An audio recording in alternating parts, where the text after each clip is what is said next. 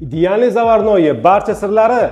250 gram suvga ekler og'zida eriydigan yumshoq bo'lib chiqishi uchun 125 gram tabiiy va sifatli sariyog' qo'shamiz. Eklerga margarin yoki tarkibida suyuqlik ko'p bo'lgan sifatsiz sariyog'lar to'g'ri kelmaydi. Choy qoshiq uchida ozgina tuz qo'shib, suv qaynab sariyog' erigandan so'ng, olovni pasaytirib 150 gram un qo'shib aralashtirib olib, suyuqlik bilan un aralashib xamir bo'lgandan so'ng xamirni past olovda yana 4 daqiqa qovuramiz.